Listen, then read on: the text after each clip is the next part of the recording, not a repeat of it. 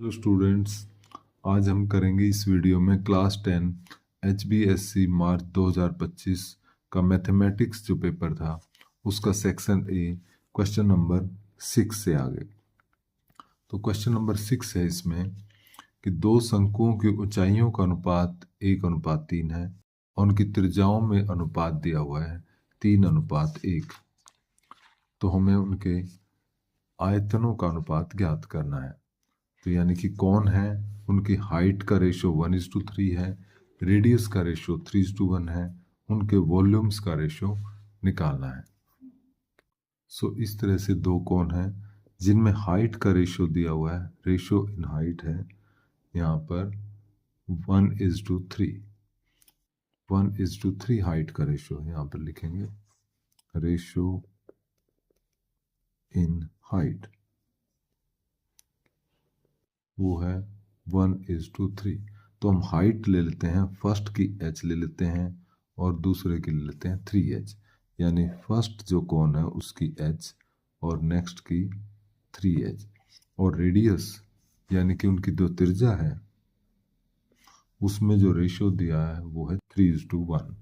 तो फर्स्ट की radius 3r ले लेते हैं और सेकंड की r, यानी कि उनकी जो त्रिज्याएं हैं वो होगी 3r और r। अब हमें इनके आयतन यानी कि वॉल्यूम्स का रेशो निकालना है।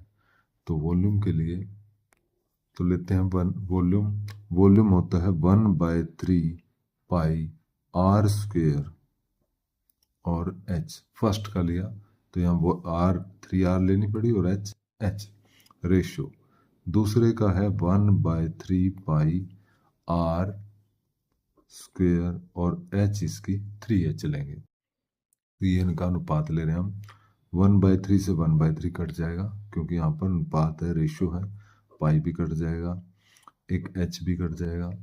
तो बाकी बचा 3r स्क्वेयर, यानी ये हो गया 9r स्क्वेयर और इधर r स्क्वेयर है इंटू 3 है। तो r स्क्वेयर से r स्क्वेयर कैंसिल, 9:3। अब 3 से कट कर लेंगे, 3 1 जा 3, 3 3 जा। तो कुल मिलाकर ये आंसर आ गया 3:1, 3:1।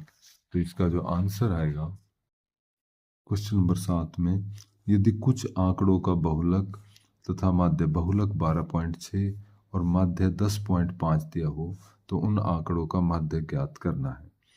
यानी कि हमें मीडियन ज्ञात करना है। मोड हमें दिया हुआ 12.6 और मीन दिया हुआ है 10.6। तो इस क्वेश्चन को करने के लिए हमारा जो एम्पिरिकल फार्मूला है वो कहता है 3 median is equal to mode plus 2 into mean, यानी 3 गुणा माध्यक बराबर बहुलक जमा 2 गुणा माध्य। ये इन तीनों का रिलेशन होता है।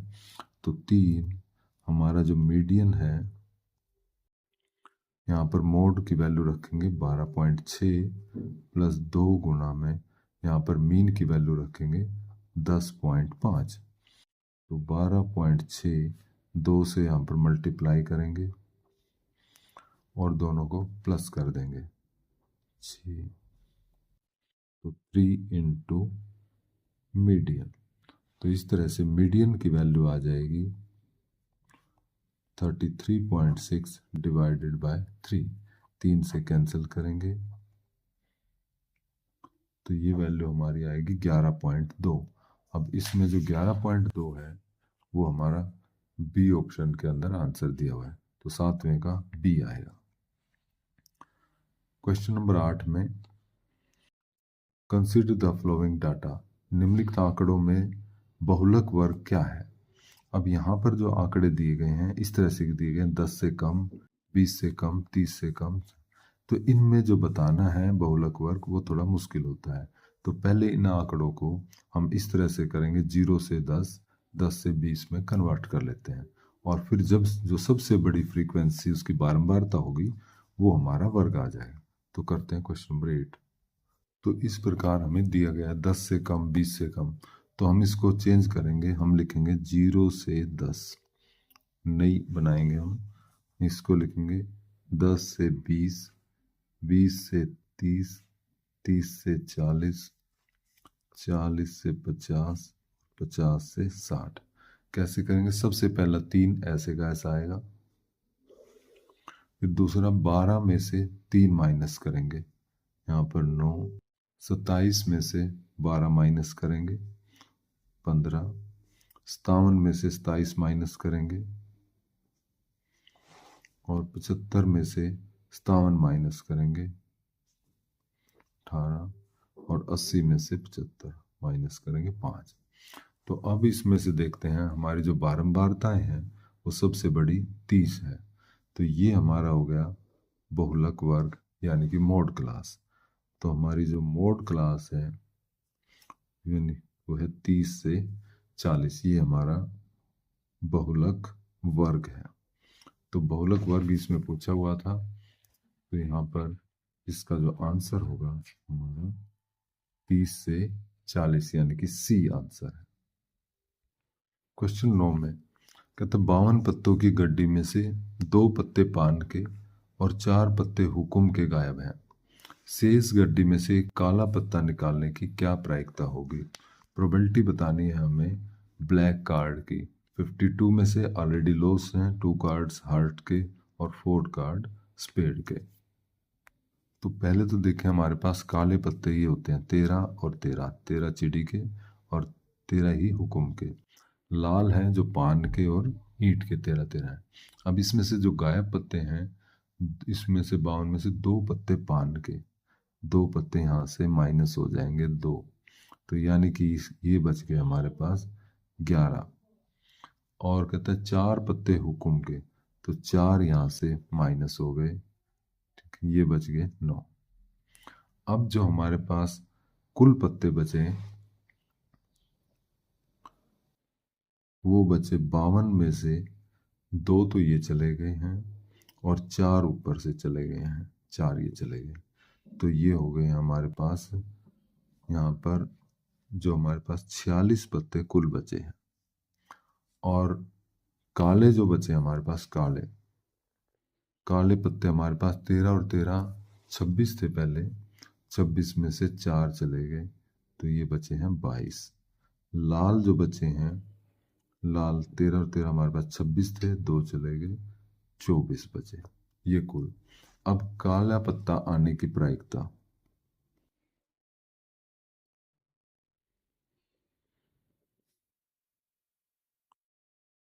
काला पत्ता, तो काले पत्ते जो हमारे पास अब है 22 हैं और कुल पत्ते जिनमें से हम निकाल रहे हैं वो हैं 46। तो अब इनको काट देंगे 2 से 11, तो हमारा आंसर आ जाएगा 11/23। तो हमारा आंसर 11/23 आ जाएगा जो कि हमारी बी ऑप्शन में है। तो इस तरह ये था 9th क्वेश्चन। 10वें क्वेश्चन में 2 धनात्मक पूर्णांक हैं x और y। x है 12, a की 3, b की 5 और y है 14, a की 4, b की 3। a और b अभाज्य संख्याएं हैं, तो एलसीएम हमें इनका ज्ञात करना है। दोनों प्राइम नंबर्स हैं, एलसीएम फाइंड आउट करना है। तो सबसे पहले x को हम ब्रेक करेंगे, 12 के फैक्टर करेंगे और यहाँ पर y जो है 14 के भी फैक्टर करेंगे और फिर देखते हैं इनके फैक्टर्स। तो देखते हैं x और y ये हैं, तो x 12 को लिखेंगे 2 गुणा 2 गुणा 3, a की पावर 3 है और b की पावर 5 है। इस अब आगे 2 गुणा 2 है, इसको लिखेंगे 2 की पावर 2 गुणा 3 की पावर 1, a की पावर 3, b की पावर 5, ये हमारा x हो गया। इसी प्रकार y में 14 को 2 गुणा 7, a की पावर 4 है, b की पावर 3, तो ये हो गया हमारा y यानी कि इसकी पावर 1 है। अब हमें एलसीएम लेना है, एलसीएम। तो एलसीएम में हम जितने भी फैक्टर हैं सभी को लिखते हैं यहाँ पर। जैसे 2 एक फैक्टर है, 3 भी है, इधर 7 भी है और a और b भी है। और इन फैक्टर्स की बड़ी पावर लिखते हैं। जैसे यहाँ 2 की पावर 2 है, यहाँ 2 की 1, तो यहाँ बड़ी पावर 2 आएगा। 3 की 1 ही है, 7 की पावर मैक्सिमम 1 है, a की यहाँ पर 3 है, यहाँ पर है 4, तो 4 लिखेंगे एलसीएम में। b की यहाँ 5 है, यहाँ 3 है, तो b की 5 लिखी जाएगी। और अब इनको 2 की पावर 2 4, ए की पावर 4 बी की 5 मल्टीप्लाई कर देंगे, करते 12, 12 की 7 से 84, ए की पावर 4 बी की 5। ये हमारा एलसीएम आ गया है एक्स और वाई का। तो इसमें आंसर में देखेंगे क्वेश्चन नंबर 10 में 84 ए की पावर 4 बी की पावर 5, ये हमारी बी ऑप्शन है।